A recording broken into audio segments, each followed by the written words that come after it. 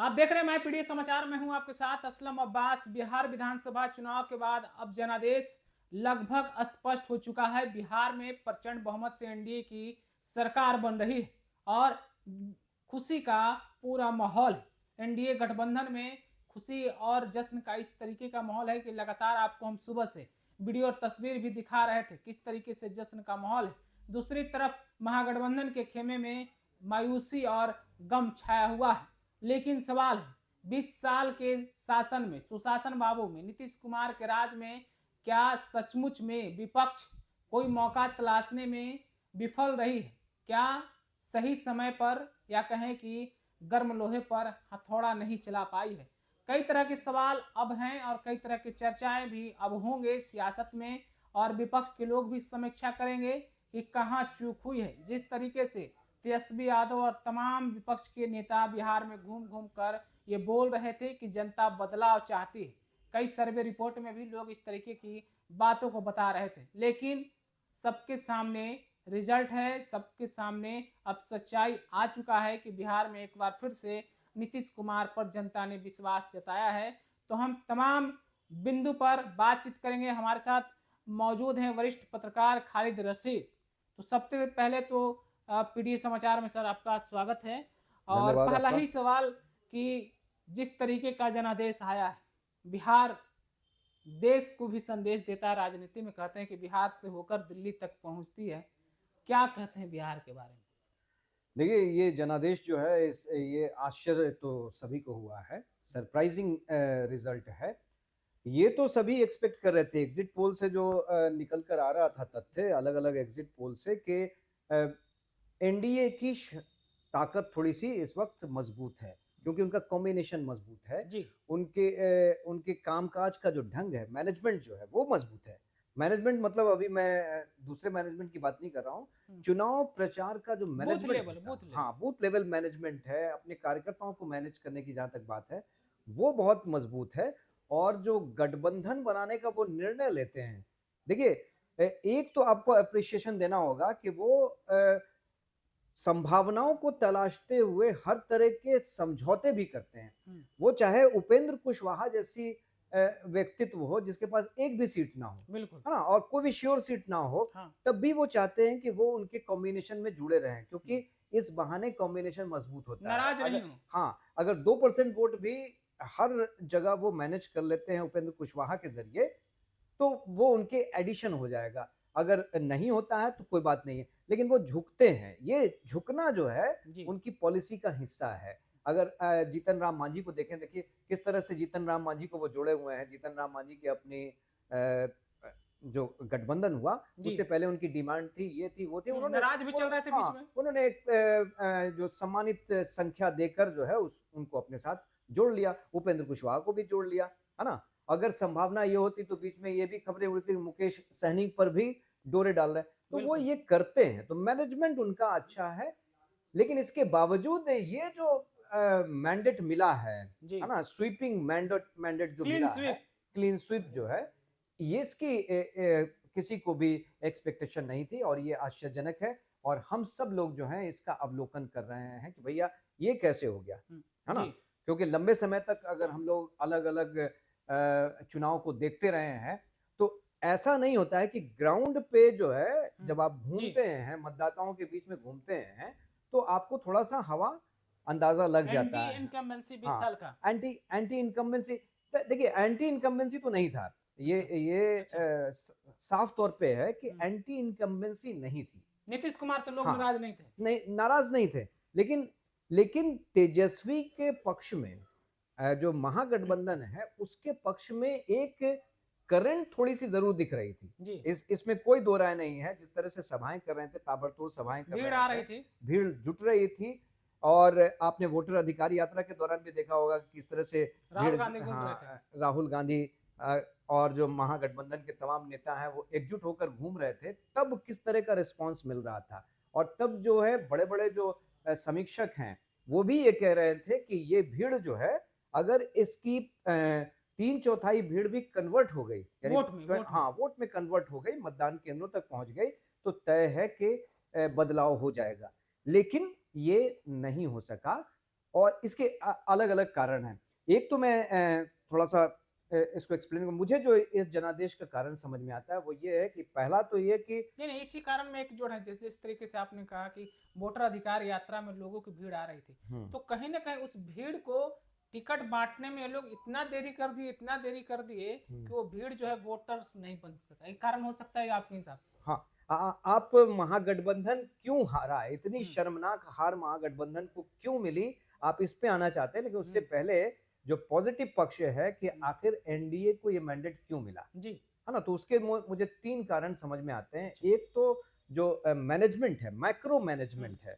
BJP का जो management है वो बहुत बड़ा मैनेजमेंट है, जिस प्रचार को मैनेज करना, कार्यकर्ताओं को मैनेज करना, बूथ लेवल जो मैनेजमेंट है वो अनपैरेलल है, ये आपको मानना पड़ेगा। और दूसरा ये है कि उनका जो शीर्ष नेतृत्व है वो टेकन फॉर ग्रांटेड किसी चीज को नहीं लेता है। आप देखें कि अमित शाह किस तरह से जुटे हुए थे सभाओं में, जमीन से नरेंद्र मोदी किस तरह से सभाओं में जुटे हुए थे, और नीतीश कुमार को ये कहा गया कि वो मतलब अब उतने सक्षम नहीं है, लेकिन फिर भी उन्होंने कई सारी सभाएं की। तो ये जो पहला कारण मुझे ये लगता है। और दूसरा कारण मुझे लगता है कि नीतीश कुमार को लेकर जो मतलब हमने कंसंट्रेट किया या महागठबंधन के लोगों ने जो कंसंट्रेट किया नीतीश कुमार पे, जो अटैक किए, परसेप्शन जो है बनाया, ना, परसेप्शन जो बनाया उन पे पर्सनल, तो उनके विकास कामों को नजरअंदाज करने की कहीं कोशिश दिखी। तो ये एक कारण हो सकता है। और तीसरा जो है, जो योजनाओं की, तीसरे नंबर पर मैं योजनाओं की बात करता हूं, जो कल्याणकारी योजनाओं के नाम पे जिस तरह से पैसे भेजे गए, है ना, खास करके जीविका दीदी को। हाँ, खासकर जो 10,000 वाला जो स्कीम है, वो तो मतलब 10,000 पैसे दिए गए, इस तरह से पैसे दिए गए कि ऐसा लग रहा है कि मतलब वो चुनाव आचार संहिता के उल्लंघन का मामला बन सकता है। लेकिन वो ऐसा होगा नहीं, क्योंकि उसकी घोषणा पहले की जा चुकी थी, लेकिन ऐसा लगता है। तो इस स्कीम ने भी काम किया। इसके अलावा 125 यूनिट जो बिजली फ्री देने की बात है। और तीसरा ये देखिए कि जो एनडीए गवर्नमेंट है बिहार की, उसने खासकर नीतीश कुमार को, अब देखिए कि जनवरी से लेकर चुनाव की घोषणा तक उन्होंने पूरा फोकस किस पे रखा? उद्घाटन, है ना, शिलान्यास, लोकार्पण, हर तरह की चीजें। और उन्होंने पूरे जनवरी, फरवरी, मार्च में आपने देखा कि पूरे बिहार में जो है उन्होंने दौरा किया, और शिलान्यास और शिलान्यास और शिलान्यास। तो कहीं ना कहीं हवा बनती है, इससे इनकार नहीं किया जा सकता है। लेकिन महागठबंधन के लिए एक बहुत बड़ा मौका ये था। मैं बार बार दोहराऊंगा इसको कि महागठबंधन के लिए एक बहुत बड़ा मौका था, और वो मौका महागठबंधन ने गंवा दिया है। और इस समय महागठबंधन के नेताओं को अवलोकन करना होगा। देखिए, राजनीति में सबसे महत्वपूर्ण यह हो जाता है कि आप बड़ी बात कहें नहीं, बल्कि सिर्फ उसका अवलोकन भी करें कि अगर कहीं असफलता हाथ लगती है तो उसके कारण क्या है। खुद में समीक्षा करें। बड़ी ईमानदारी से समीक्षा होनी चाहिए कि आखिर हमने गलती कहाँ कर दी।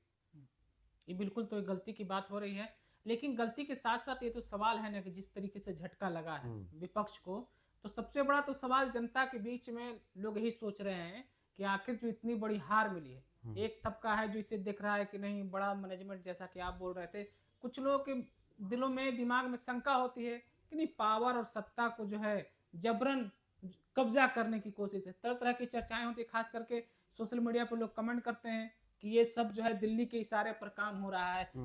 वीडियो भी वायरल हो रहा था कई जगह से। आपको क्या लगता है कि विपक्ष इससे सिर्फ पीछा छुड़ा लेगी अपनी कमियों को?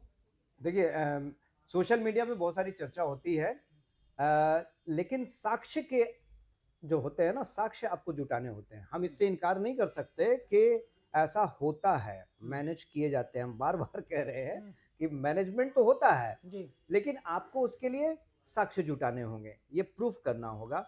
अब एसआईआर की बात जहां तक करें हम लोग, है ना, वोट चोरी का जो स्लोगन लॉन्च हुआ, वोट चोरी, है ना, तो वोट चोरी को एस्टेब्लिश करना आपका काम था।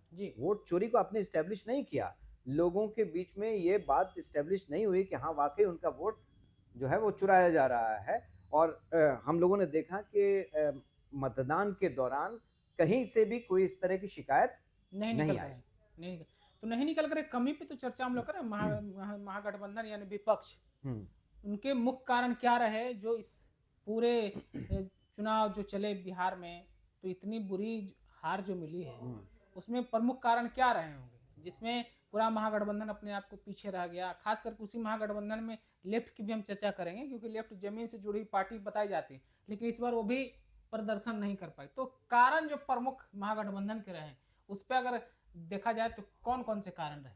महागठबंधन के हार का प्रमुख कारण है, वो है टाइमली डिसीजन नहीं लेना। आप देखें, टिकट बंटवारा, जी है ना, गठबंधन की घोषणा, है ना, और कौन से मूवमेंट हमको कब करना है। आप देखें कि वोटर अधिकार यात्रा निकली तो एकजुटता, एक हवा बन गई, जी, है ना, लेकिन उसके बाद गठबंधन, महागठबंधन के नेता कहाँ गायब हो गए, पता ही नहीं चला, है ना। राहुल गांधी और विदेश चले गए हाँ, घूमने। विदेश चले गए घूमने के लिए। हम्म, और जो बड़े नेता जो भी थे, उन्होंने उन्होंने उस पोस्चरिंग को कंटिन्यू नहीं किया, जो हवा बनाई थी, जो करंट बनाया था, उसको कंटिन्यू करना था। तो ये बहुत बड़ा कारण है कि टाइमली डिसीजन नहीं लेना। इसके अलावा बहुत सारे, अब फ्रेंडली फाइट का क्या मतलब होता है? जी टिकट बंटवारा आपने किया, है ना, मुकेश सहनी को डिप्टी सीएम आपने अनाउंस किया। घोषित कर दिया।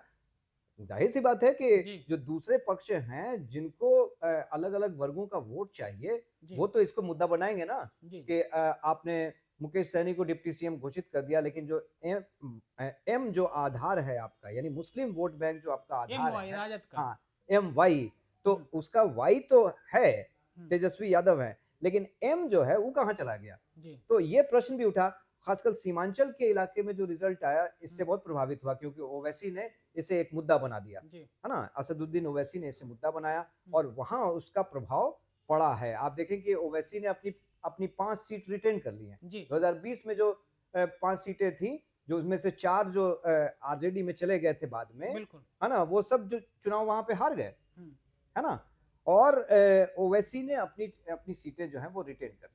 तो तो ये दिखाता है कि वहां पे हम्म, अब आप कुछ सीटों की चर्चा कर लें।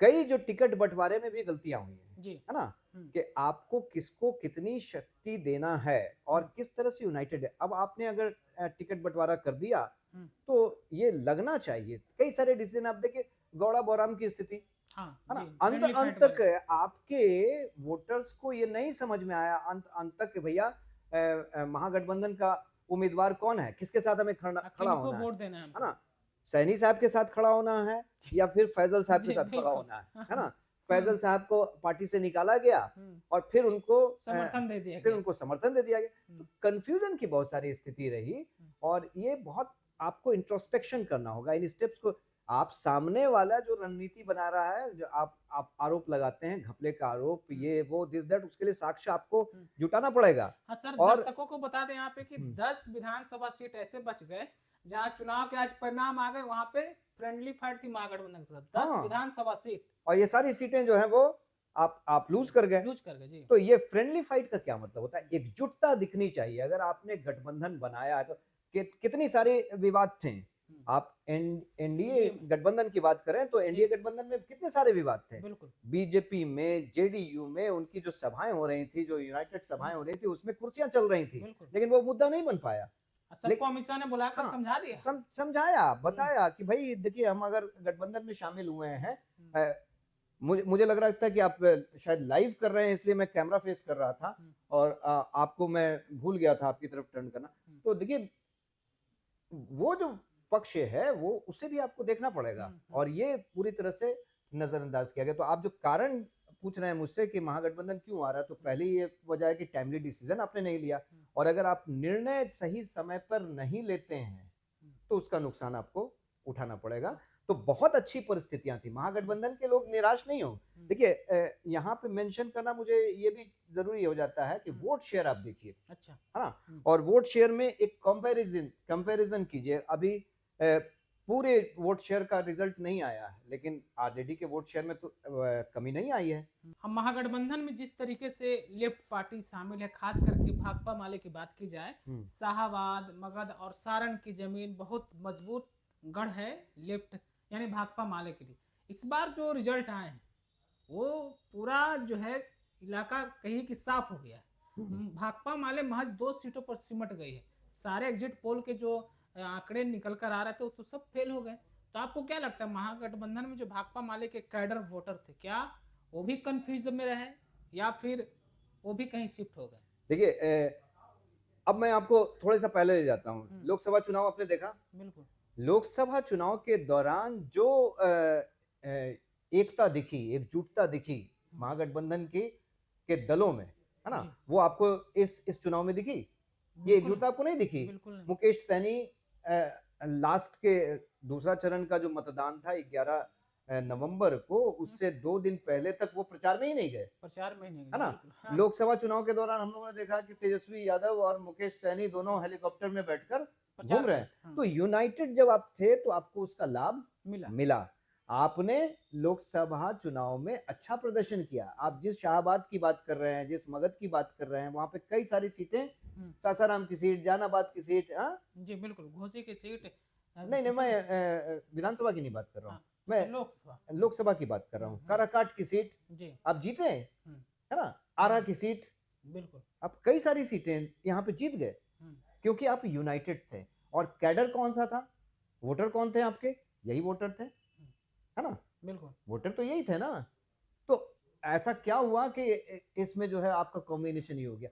तो अंतिम समय पर जो आपने निर्णय सही ढंग से नहीं लिए, अच्छे कैंडिडेट्स को आपने नहीं। अब गोविंदगंज का मैं उदाहरण आपको देता हूं कि गोविंदगंज में आपकी हार क्यों हुई? अच्छा, हाँ, नवादा जिला गोविंदगंज। नवादा जिले के गोविंदगंज सीट पर आरजेडी की हार क्यों हो गई? बिल्कुल, हाँ। इसलिए हुई क्योंकि जो आपका जो डिसिडेंट कैंडिडेट है, जो बागी कैंडिडेट है, वो इंडिपेंडेंट खड़ा हो गया और उसने 40,000 वोट हासिल कर लिए। आपने करीब वर्तमान विधायक को टिकट नहीं दिया। करीब करीब 40,000 वोट कर ले, और जो आपका कैंडिडेट है वो 22,000 से मतों से हार गया। तो अब धीरे धीरे करके ये विश्लेषण आएगा असलम जी, ये विश्लेषण आएगा कि किन सीटों पर जो है बहुत क्लोज फाइट हुआ और जिस वजह से हम हारे उसको कितनी, जो तीसरा कैंडिडेट है उसको कितने वोट आए। तो एक उदाहरण मैंने दिया, एक चावल से आपको आइडिया हो जाता है कि हांडी कैसी बन रही है। तो आपको ये उदाहरण समझना होगा कि आपने सही डिसीजन नहीं लिया, टिकट बंटवारे में सही डिसीजन नहीं लिया, आपने जो गठबंधन की जो घोषणा है वो सही नहीं किया, है ना? पार्टी के अंदर टिकट बंटवारे में जो है वो पूरी तरह से जो पारदर्शिता होनी चाहिए वो नहीं हुआ। और उससे बढ़कर एक कनेक्शन, लोगों के साथ कनेक्शन करना। अब आपने योजनाओं की तो घोषणा की, इतनी अच्छी योजना कि हर परिवार को हम 30,000 नहीं, वो तो 30,000 अच्छा। हर एक परिवार को नौकरी देंगे। क्या ये पॉसिबल नहीं है? ये पॉसिबल है ना? हाँ, बिल्कुल बता रहे हैं, ये पॉसिबल है, बिल्कुल, हाँ। ये पॉसिबल है, लेकिन लोगों में ये कनेक्शन नहीं हुआ, संदेश नहीं पहुंचा। युवा वर्ग में ये संदेश कहां पहुंचा? नहीं पहुंचा, बिल्कुल, है ना? उन्होंने इस पे यकीन नहीं किया। इसका मतलब अर्थ तो यही है ना कि उन्होंने इस पे यकीन नहीं किया कि हाँ ये हो सकता है। इसको मजाक का पात्र बना दिया गया। जो आपके विपक्षी हैं, एनडीए गठबंधन ने इसको मजाक का विषय बना दिया कि भाई कहां से ये संभव है, है ना? कोई कैलकुलेशन बताइए। जबकि ये संभव है, क्योंकि सरकारी नौकरी हम पढ़े लिखे लोगों को देते हैं, है ना? मैट्रिक मिनिमम योग्यता होनी चाहिए। मैं इतना समय नहीं है कि मैं इस पे विस्तार से बात करूं। तो जो तेजस्वी यादव है वो बराबर कहते हैं कि हमने विशेषज्ञों से बात कर ली है, एक्सपर्ट से बात कर ली है, फॉर्मूला तैयार कर लिया। वो फॉर्मूला रखिए ना, कब रखिएगा? चुनाव हारने के बाद रखिएगा। फॉर्मूला नहीं बता पाए। हाँ, फॉर्मूला आपने नहीं रखा, आपको पहले रखना चाहिए था। कन्विंस कराना था मतदाताओं को कि हाँ हम ये आइडिया हवा में नहीं लेकर आए हैं, ये आइडिया वायबल है, पॉसिबल है, हम इसे करेंगे। और इतना तो मतदाताओं में विश्वास था। जो 17 महीने वाला जो आप कामकाज गिनाते हैं, तो उसमें लोगों को विश्वास था कि हाँ ये सही बोल रहे हैं, नौकरी दे सकते हैं। हाँ नौकरी दे सकते हैं। लेकिन ये जो आपने लॉन्च किया, ये नहीं समझा पाए कि हाँ हम कैसे इसको पॉसिबल करेंगे। या फिर देर से आपने घोषणा की, हाँ, है ना? देर से घोषणा की। साथ में अभी था एक तरफ जो जीविका की चर्चा पहले कर चुके थे, जीविका की तीसरा चर्चा, उन्होंने एक बार एक मुश्त देने की बात की। फिर तो अब ये भी ना है कि सारी योजनाएं आप सामने रख रहे हैं, तो आपको इसका भी काउंटर तैयार करना होगा कि a bird in hand is more than two in the bush, बोला जाता है ना कि भैया जो सामने है वो ज्यादा इंपॉर्टेंट है। तो जो उनको मिल रहा है, जो सरकार दे रही है, और जो किसी के आने के बाद मिलेगा, है ना, तो उस पे भरोसा करने के लिए बहुत सारे कारण होने चाहिए। वो कारण मेरी समझ से महागठबंधन के नेताओं ने नहीं गिनाए। तो टाइमली डिसीजन नहीं होना, एकजुटता की कमी, हर स्तर पे जो है परस्पर सामंजस्य दिखना सभी पार्टियों में, है ना, बिल्कुल हाँ, वो नहीं दिखना, और एंड टाइम पे नहीं दिखना। पहले दिख हाँ, रहा है, चुनाव से पहले दिख रहा एकजुटता दिख रही है, लेकिन चुनाव एंड टाइम पे एकजुटता कहीं नहीं दिख रही है, दर्शन नहीं हो रहे हैं। तो जनता के बीच में तरह तरह के कंफ्यूजन होना, जो आपके कोर वोटर हैं, आपका वोट कम नहीं हुआ है, अच्छा इसके बावजूद आपका वोट कम जी नहीं हुआ। बिल्कुल, अब वोट शेयर पे बात कर भी रहे थे। हाँ, तो हम वोट शेयर की इशारा कर दें असलम जी। 2020 का जो चुनाव हुआ उसमें आरजेडी ने 75 सीटें जीती थी, आपको याद है, 23.11% वोट था, है ना, 2020 में। और अभी तक जो इलेक्शन कमीशन के आंकड़े हैं जो हमारे पास हैं, उसमें आप कंपेयर कर लीजिए कि अभी तक, यानी ये वोट शेयर और बढ़ेगा क्योंकि ये फाइनल फिगर नहीं है, तो अभी तो कैलकुलेशन हो रहा है, तो 22.85% ये अभी दिखा रहा है इलेक्शन कमीशन इस साल कोई खास यानी अंतर नहीं। यानी वोट शेयर कहाँ कम है, मुझे तो लगता है कि ये पास हो जाएगा जब फाइनल आएगा फिगर वोट शेयर का आरजेडी का, तो ये 23.11% का जो आंकड़ा है वो पार हो जाएगा, क्योंकि 22.85 तो इसी समय है। अब आप देखिए कि दूसरे जो महागठबंधन के दूसरे दल हैं उनका वोट परसेंटेज, कांग्रेस 19 सीटें जीती थी पिछले बार 2020 में, 9.48% उनका आंकड़ा था। इस बार अभी तक 8.78, बहुत पीछे थोड़े हैं आप, बिल्कुल नहीं, अभी तो कैलकुलेशन चल ही रहा है, तो ये आंकड़ा बढ़ेगा ही ना, घटेगा तो नहीं। बिल्कुल हाँ, सीपीआईएमएल 3.16%, पिछले बार 12 सीटें जीती थी, है ना, यही वोट शेयर था। और 2.91 इस बार का अभी तक, तो ये भी पार हो जाएगा। यानी जो बड़ी पार्टियां हैं जिन्होंने बेहतर परफॉर्म किया था, वो अपने वोट शेयर को टच कर रही हैं। अब फर्क कहां पड़ता है ना, ये घपला, ये वो दिस दैट, है ना, एसआईआर, ज्ञानेश कुमार, अज्ञानेश कुमार, ये सब बोलिए, है ना, राजनीतिक दल है तो ये सब बोलेंगे, लेकिन आपको इसके लिए साक्ष्य भी जुटाना होगा, देना होगा, और आपकी थ्योरी जो है वो उसमें दम होना चाहिए ताकि सारे लोग उसको बाई कर सकें। केवल हवा में आपने लॉन्च कर दिया कि हाँ ऐसा है भैया हार गए, तो सारे लोग ये कहेंगे कि भाई खिसियानी बिल्ली खंबा नोचे, तो आप वो नहीं बनना है आप, है ना। ये चीजें, क्योंकि आज जो लोग हैं, सोशल मीडिया का दौर है, तो हर तरह से इंफॉर्मेशन लोगों के पास पहुंचती है, उसमें आपको अपनी इंफॉर्मेशन को प्रामाणिकता के साथ रखना है।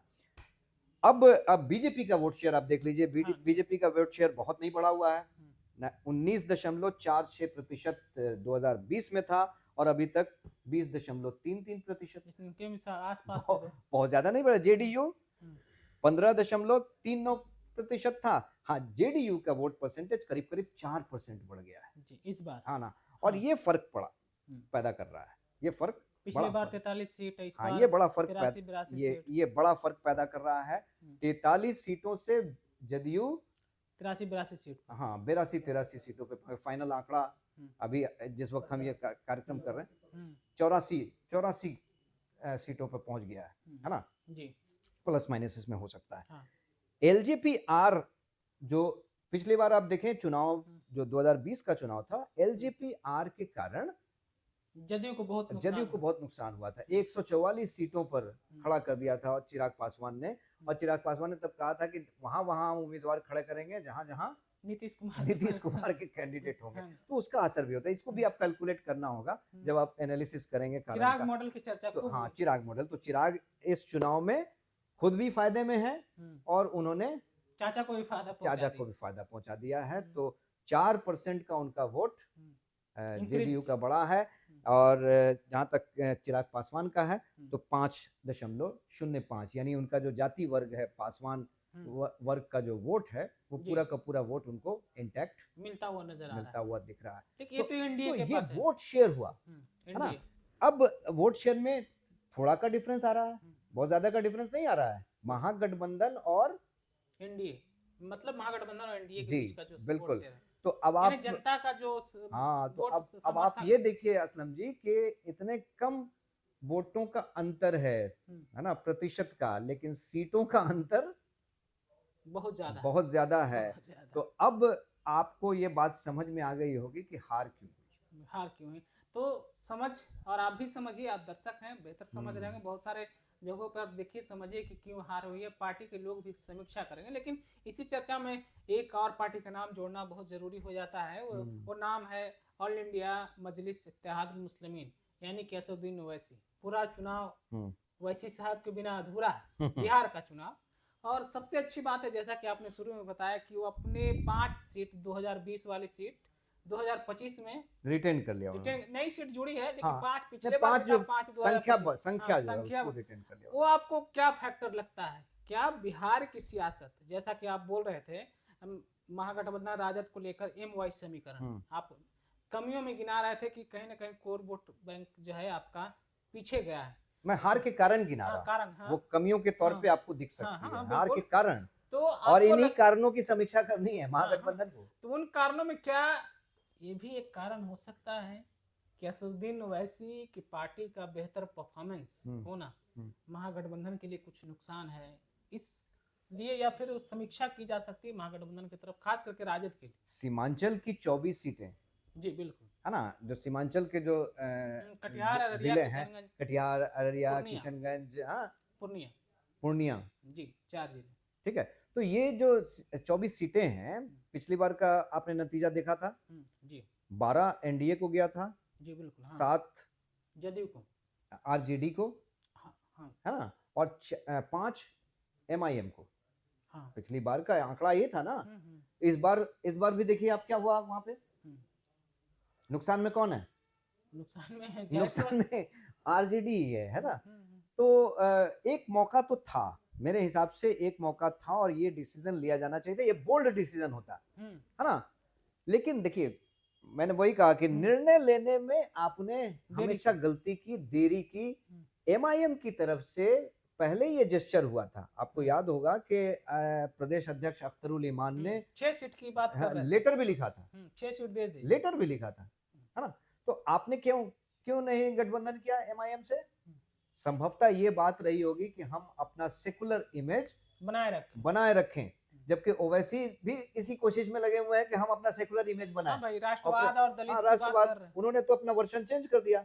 ऑपरेशन सिंदूर पर किस तरह की उन्होंने चर्चा की कि वाह वाह होने लगी, देश में खूब चर्चा, हाँ, देश में चर्चा हो गई, टीम में भी गए, प्रधानमंत्री नरेंद्र मोदी ने भी उनकी प्रशंसा कर दी, है ना। तो उनकी वो तो अपनी छवि बदलने में कामयाब हो गए। तो आपको क्यों डर लग रहा है? आपको अगर एमवाई का समीकरण साधना है तो खुलकर लड़ना होगा, खुलकर लड़ना होगा।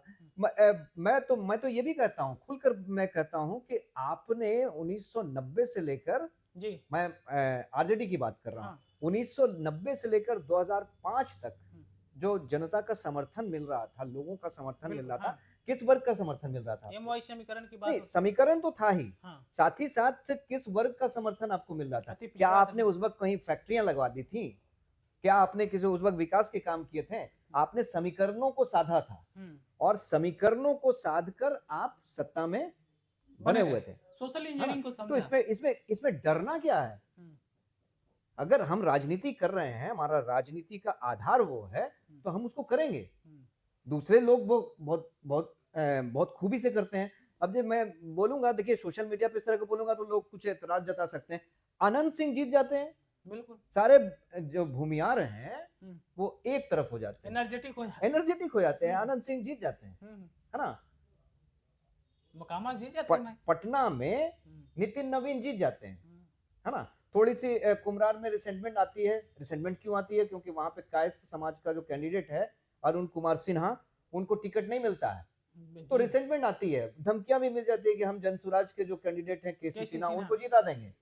लेकिन लास्ट में थोड़ा बहुत मैनेज हो जाता है चीजें, है ना। बीजेपी के जो बड़े नेता कायस्थ समाज के हैं, उनकी तरफ से प्रयास होता है, तो समाज जो है फिर केसी सिन्हा से दूर हटके वो कमल के नाम पे उनके साथ जुड़ जाता है। तो अगर वो अपनी जो समीकरण है उसको इतना खुलकर साध रहे हैं, तो आपको किस तरह की शर्म है? आप खुलकर नहीं साध सकते हैं। अगर एमआईएम साथ में आ जाता तो क्या आप कम्युनल हो जाते हैं?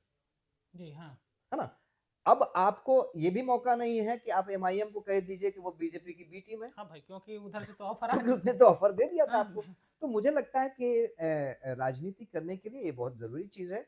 और दूसरा ये कि जेस्चरिंग जो है, देखिए, आप बुरा मान सकते हैं, डिजिटल मीडिया का दौर है, सोशल मीडिया का दौर है, लेकिन राजनीति करने के लिए, हम्म, है ना, केवल सोशल मीडिया से काम नहीं चलेगा, एक्टिव होकर काम नहीं चलेगा। हम्म, आपको ज़मीन पर उतर के लोगों से कनेक्ट होना होगा, उनसे हम्म, संपर्क बनाना होगा हम्म, और उनको ये बताना होगा कि हम आपके आपके लिए लिए ज़रूरी हैं, हाँ आवश्यक हैं, हम कुछ कर सकते हैं। हम आपके लिए आवश्यक हैं। हम्म, आपने ये बात स्थापित की थी, सामाजिक न्याय का जो परिधारणा है उसको स्थापित किया हम्म, लालू प्रसाद ने। मुझे याद है हम्म, कि मैं पत्रकारिता की उस वक्त शुरुआत कर रहा था हम्म, 96-97 में, जी, ठीक है, हिंदुस्तान टाइम्स के लिए। तो मुझे याद है कि लालू प्रसाद किस तरह से झुग्गी झोपड़ियों में घूमते थे और जो गंदे बच्चे होते थे, दबे कुचले समाज के बच्चे होते थे, उसको किस तरह से नहलाते थे, शैम्पू करते थे, बाल है कटवाते ना, थे हाँ। उनमें उनमें सम्मान की भावना जगाते थे। तो उसका आपको प्रतिफल मिला। आपने जो सामाजिक न्याय न्याय किया, एक बहुत बड़ा परिवर्तन हुआ, क्रांतिकारी परिवर्तन। बिल्कुल हाँ। आज जो समाज जो दबा कुचला था, जो हाशिए पे था, वो अपनी हिस्सेदारी की बात कर रहा है। इसका क्रेडिट आपको देना होगा लालू प्रसाद को और उस समय के जो समाजवादी नेता हैं उन्हें देना होगा। एक बहुत बड़ा परिवर्तन किया और इससे एक धारा बदली। तो आप आगे जो राजनीति कर रहे हैं, अब आपका समय था कि वो जो आपने फसल उस वक्त लगाया उसको और लंबे समय तक काटने की जरूरत थी। फिर आपने सोशल इंजीनियरिंग शुरू कर दी। क्यों करेंगे हम? ए टू जेड की बात, ए टू जेड। बीएसपी ने सोशल इंजीनियरिंग की तो पावर से बाहर हो गई। बहन जी, है ना, सोशल इंजीनियरिंग करने बैठी तो पावर से बाहर हो गई। आपने भी सोशल इंजीनियरिंग की, पावर से बाहर हो गए, है ना। तो राजनीति का एक फॉर्मूला, किसी का अहित मत कीजिए, लेकिन हाँ, जो लोग आपके साथ जुड़े हुए हैं उनको मजबूती से साथ जोड़िए और उसका रिजल्ट आपको चुनाव में दिखेगा। बिल्कुल उसका रिजल्ट चुनाव में दिखेगा। लेकिन अब हम आखिरी मरहले में हैं और आपसे लास्ट हम सवाल ये लेना चाहते हैं कि तेजस्वी यादव बहुत मुश्किल से, यानी लगभग 13-14 हजार वोटों से जीते हैं राघोपुर से, और तेज प्रताप यादव महुआ से चुनाव हार गए। आप जैसा कि बोल रहे थे लालू यादव की सामाजिक क्रांति की बात, अब जिस इस विधानसभा चुनाव की हम चर्चा कर रहे हैं, तेज प्रताप एकला चलो, पार्टी से बाहर, परिवार से बाहर, तेजस्वी यादव इस चुनाव में अकेले अपने आप को स्थापित करने की बहुत कोशिश की, बहुत सा परिणाम क्या कुछ आया वो तो चर्चा अलग से होगी। क्या संभावनाएं अब बन रही है कि तेज प्रताप वापस आरजेडी के साथ आ जाएंगे, तेज प्रताप फिर से दोनों भाई मिलकर पार्टी को आगे सींचने का काम करेंगे, या फिर लालू यादव इसमें कुछ नया करने वाले हैं? लगातार लालू यादव बोलते हैं तेजस्वी को अब मौका दीजिए, क्या लगता है आपको इससे? देखिए, मुश्किल के समय परिवार के सदस्य तो, ये तो कुदरत का कानून है, परिवार के सदस्य ये नैसर्गिक रूप से एक साथ हो जाते हैं, हाँ। है ना। तो उन्हें तो साथ आना ही है, लेकिन इतना जल्दी संभव नहीं होगा ये। तेज प्रताप यादव का तुरंत लौटना परिवार में, परिवार के वो अंग हैं, बाद में नेचुरल सी बात है कि मैंने जैसा कहा कि मुश्किल के समय में परिवार इकट्ठा हो जाता है, तो परिवार इकट्ठा होगा ही और एक दूसरे से जुड़ाव है ही। ये अलग तो माता पिता अलग होते नहीं है, है ना। और विपत्ति के समय तो भाई भी इकट्ठा हो जाते हैं। तो चलिए, इस समय जो मतलब गम बांटने का समय है तो साथ साथ बांटेंगे, लेकिन इतना ये नहीं होगा कि तुरंत तेज प्रताप। अब देखिए, आपने छेड़ दिया तेज प्रताप की बात। बीजेपी ने क्या किया, एनडीए गठबंधन के लोगों ने क्या किया?